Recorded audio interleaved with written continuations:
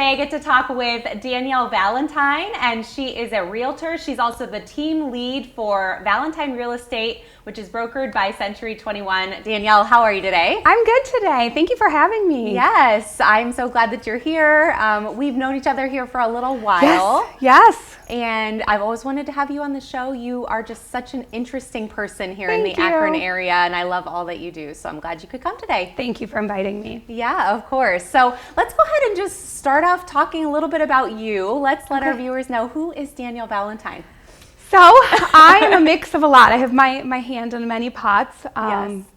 So I am most well known, I guess, for my real estate career right now. Yes. And so started several years ago and really have branched off. I do a lot of nonprofit work and community work, and I've combined that with real estate. I'm a foster parent for Summit County.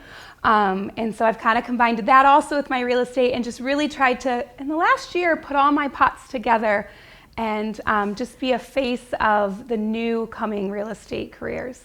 I really love that. I love that you're trying to put it all Yes. together too. I love that for you, because I know as a parent it's easy to, get spread out and be all over the place. So I love that you're putting some of your loves together. And my kids are teens now, Yes. and you think that you get less busy the older they get.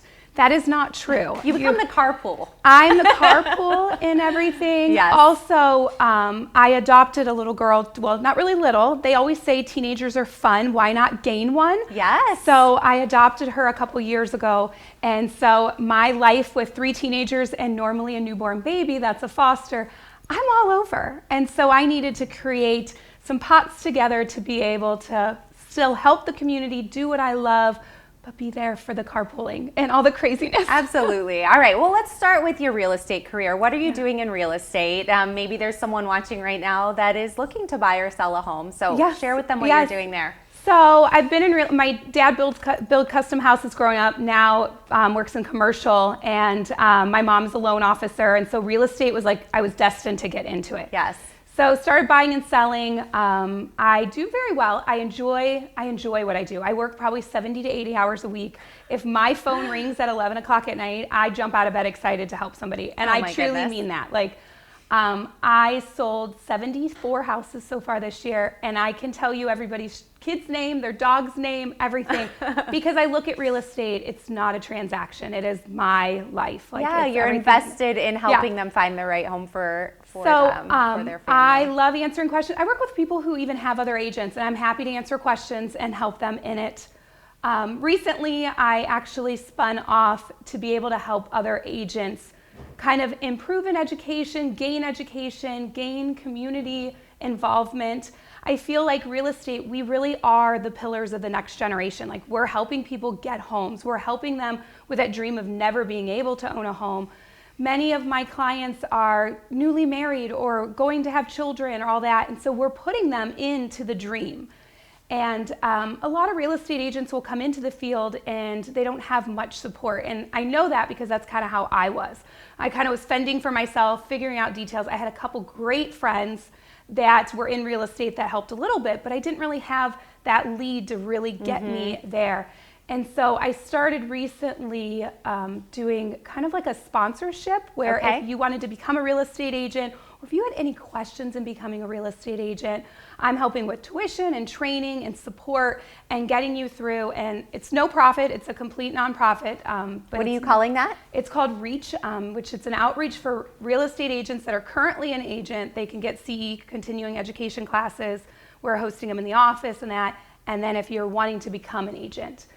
And I love it. I love teaching. It's kind of that extra arm off of real estate where I get to love on them and show them the joys of real estate. We often get a lot of competitive, and it's a field that everybody's become known as being a nasty field. And I really want to get that out.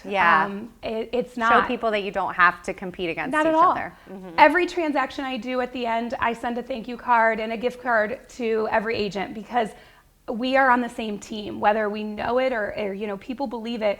Our goal is to get both of our clients to that finish line and across that finish line into their dream. And so whether it's a good transaction or maybe a rough transaction, I want to thank them for everything that they put forward. And I'm hoping by building a community of new agents from the start of the foundation, of being supported and realizing that if we just love each other, we look at our community, we build it together, and kind of giving them that foundation of just, we aren't transaction coordinators, we are relationship builders. That's super important. I feel like in any field, but especially in a field where there is a lot of competitiveness. There is. And so I think that's very important. I love that. I know that you love to give back to your community. So again, I love that you're putting these things together now, and you have your role as a realtor, and then now you're also giving back to other people who want to get into the field. So that's awesome. That's wonderful. It was a way, I'm very pleased and very happy the way it's come together. It was a way for me. I did go through a rough patch where I felt I wasn't giving to my community, and I wasn't working for a nonprofit anymore. I wasn't doing those things. And so it was like, what can I do? But I don't want to give up my hours as a real estate agent. I love it. And so combining it was the perfect path. And Absolutely. I hope that, if I can help one person through the journey, I've got 3 girls that are just jumping on now to become agents. I'm excited to help them. If I can just help one person at a time, then it fills those cups of mine too. That's really beautiful. Tell us a little bit more about your love for foster care and how that's led you. Yes. So little about my past. I come from a family of high addiction. Born and raised in Copley. I've been in Akron my whole life. We have a lot of struggles with addiction and overdose and all of that. And so it had been in my life for a long period of time. And I worked many years at a nonprofit pregnancy care where I helped teenagers that were getting pregnant and then coming out of New Beginnings and other rehabs and stuff like that. Right. And so shortly in my 20s, I actually miscarried a little boy. Sorry. And he was a stillbirth. And when I did that, it was kind of like, how can I use this plus my path to help? Because I had to find good. I was a wreck. Anybody who has had a stillbirth or a miscarriage or lost a child, you're a wreck. And I kept praying about it, and didn't know where to go. And God led me to Summit County. And so I got licensed as a foster care worker.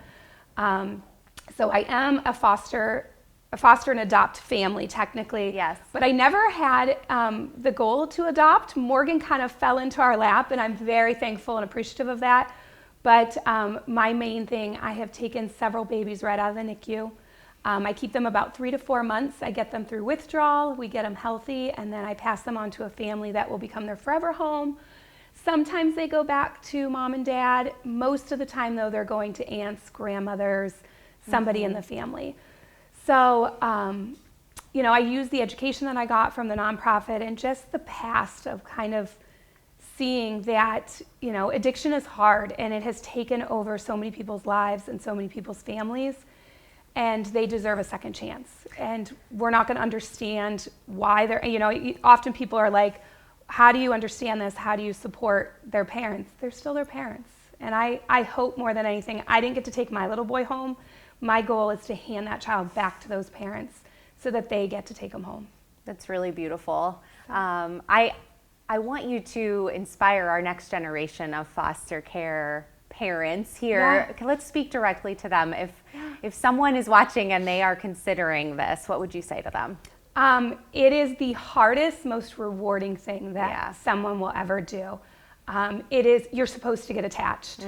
You do. I treat these babies like my babies. They get their first birthday parties. I have a 1.5-month-old right now. We're gonna have Christmas. We'll have Thanksgiving. I'll have all his first. Aww. Those are rewarding and those are heart-filling. Yes. But then also knowing that you gave that foundation to that baby, and that baby gets to go back to a family, or say you want to adopt that child, you're helping these children that don't have a choice in the matter they're in. They didn't do anything. They just want loved. Yeah. And I am happy to answer any question. I'm happy to meet with anybody for coffee and just kind of talk about the process. It can be scary. I think that one of the biggest reasons people don't do foster care is it's scary or not able to give them back, or any of those things. And those are all true. But the rewards are definitely so there. Beautiful. Thank you for what you do in that, and for all that you're doing in our community. I feel like I want to acknowledge too, and I hope this is okay, because you acknowledged it on here.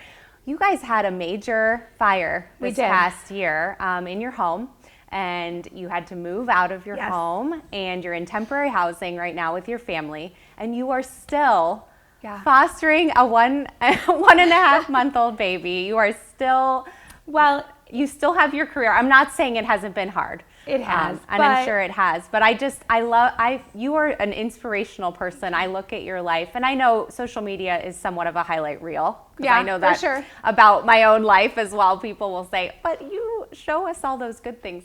Yes, of course. I know it's somewhat of a highlight reel, but I just love how you have also been such an example of we can still give back. We can still do good, even in the midst of a tragedy like losing your home from a fire. And so I think that something I often say is God doesn't make mistakes, and God does not put us through something without a lesson or to bring us somewhere. Mm-hmm. And when our home burnt down in July, and it's a total loss, I got about 3 tubs of stuff out of my house. Wow.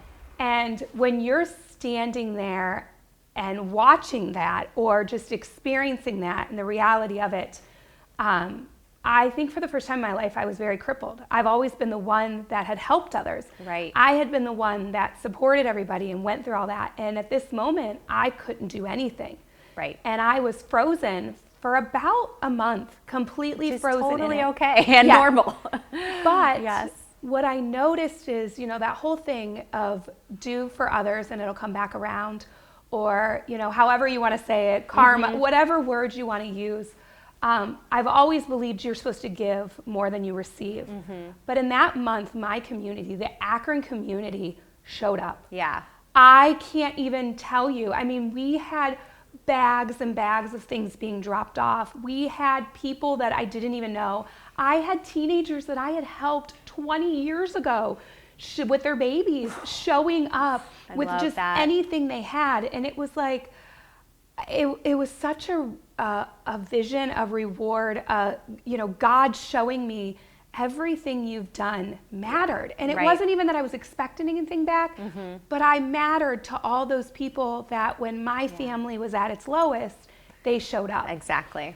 And after that month of numbness and it was like, we're okay. Now what can we do to give back? Right. And at the time of the fire, we had a little 6-month little girl that was in our care, and she had went back to her aunt, and I had taken that month off. And I had many conversations. Do we open our home back up to another foster baby right now? Like, we're barely surviving. Mm-hmm. Do I launch? That is when we had reach and we were helping with continuing education. But do I launch right now, educating and helping other realtors go into a career that I don't know where mine is what it's going to look like. Right. And I said yes. And I believe that when you look at God and you say yes, he opens doors. Yeah. And October, we launched it all. I brought home the little boy that I have now on October 4th. I had the best month in my real estate career in October, and we're okay. Yeah. We've got a lot of time. They're not even breaking ground on my house until March, but we're going to rebuild. Okay. Many have asked, are you going to rebuild in the same spot, or are you going to move? And I can't imagine moving my family anywhere but Akron. Okay. I can't. So we're using it for good as much as we can. As much as you can. Yeah. And I don't want to say I know how well, I've never been through it, but I know that this was a tremendously difficult situation for you guys to have to walk through. So I don't want to overlook that part of it. But I do just think you guys are just a beautiful example of resilience, I guess is a good word for it. Thank you. Of being resilient and saying, okay, this was hard. We're not going to not say that, but we're going to move forward. And so I see that in your family and in you. And thank you for all that you do in the community. And so if people want to find you for real estate, or if they want to have a conversation with you about foster care, how can they find you? So I'm on Facebook. I'm all over Facebook. So I have Valentine Real Estate, brokered by Century 21 on Facebook. Great. My last name is Valentine, just like the holidays, so I'm very easy to find in that. We can spell it easily. Yes, so find me on Facebook. I'm sure if you guys post, I'm okay with my phone number or my email or anything being posted. It's all public when you're an agent anyway. Yes. So people can contact you. Yeah, they can reach out for anything. Perfect. I'm happy to have a conversation and help in any way. And if I can't answer the question or can't help, I will find somebody who can. I love that. Thank you so much, Danielle. Yeah, thanks for for chatting having with me. Yeah. Thank you guys so much for watching. Reach out to Danielle if you have any questions about buying or selling a home, or if you want to just talk to her about foster care or about Reach, the program that she's doing to help inspire the next generation of realtors as well. And so make sure that you stay in touch with her and just see all the amazing things she's doing for our Akron community. Make sure you stay tuned. We've got more great stuff coming up next.